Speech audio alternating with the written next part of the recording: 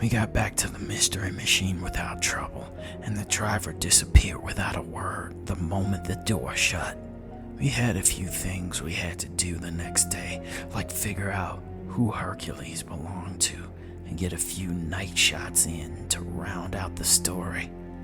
As it was looking now, maybe we were going to spin it towards chemicals in the water. But maybe we'd get lucky and find more information before we needed to fill in blanks. Me and Harley raided the hardware store before it closed and stocked up on anything we may need to combat swarms of insects, plus some garbage bags and shovels to either bury or return Ariel to Mrs. Denton. Harley got dressed up around 9 when I was gearing up for the next day. I had figured she'd forgotten about or changed her mind about Seth Gondry, but not only did she not forget about him, she was even more interested. She said he lived in the area where it was all happening and she could get an interview out of him. I was so annoyed with the guy in the moment that I hadn't thought about it. Harley always packed an outfit for a night out because if me and her went out on a job, she was usually going to be the one on camera. I only did it occasionally for times when I may need to be front and center. I happened to have a decent enough outfit that wouldn't have been all that out of place if we went somewhere more swanky than a Bennigan's. But this town was small. I wasn't exactly sure how high-end a place we could be looking at. After Seth's brutish driver came and got us, I was proven dead wrong.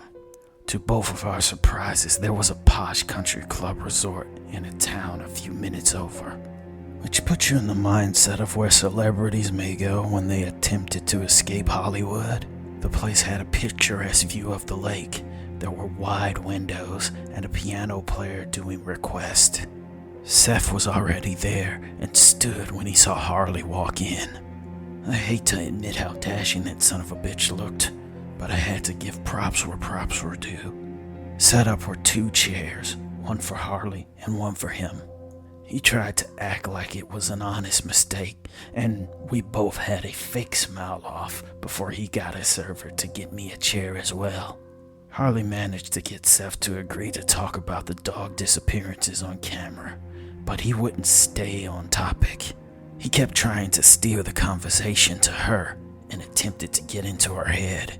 I rolled my eyes hard, and both of them could feel my disapproval. Harley even looked at me a few times, trying her best to telepathically convey her emotions to cut that shit out.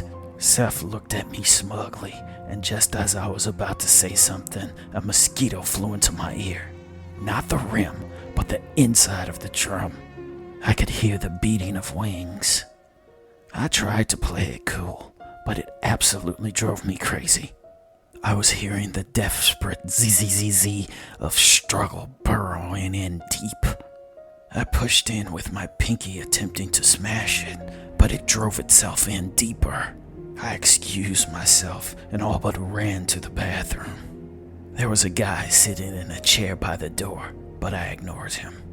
The buzzing was getting deeper. I felt like the thing was attempting to get into my brain. I frantically began pouring water in my cupped hand and dripping it into my ear, but now I heard it sliding and shifting. I let the water run. Maybe if it was hot enough, I could scald it. I shook my head and hopped on one foot. As I put a hand under the faucet, I pulled it away from the hot water's heat. That's when the bathroom attendant stopped me. He produced a long toothpick singularly wrapped. I breathed out, as if psyching myself up. I shook my hands out and unwrapped the tiny wooden stake. The attendant watched me, squinting his eyes in horror, as if he were more scared for me than I was. It was the same look someone had when they were about to see someone hurt themselves, but you are unable to look away. I took a deep breath and began jabbing the sharp wood deep. I could feel it scraping off my eardrum like a fingernail being dragged over a chalkboard. The buzzing was still happening, but now I wasn't sure if it was because I hadn't killed it or I had busted through. I dragged the wood from my ear, and there was a slight discoloration of blood and earwax.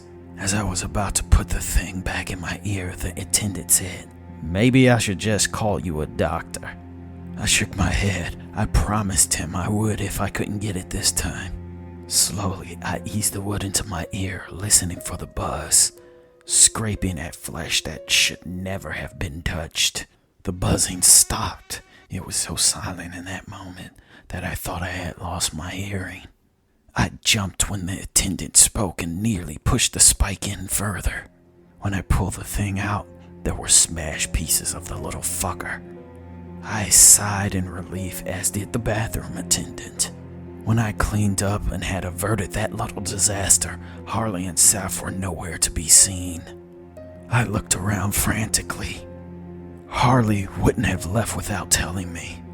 I asked the waiter where they had went, and he said he didn't know, he just saw them leaving. I ran out of the restaurant and called Harlii's phone, but she didn't answer.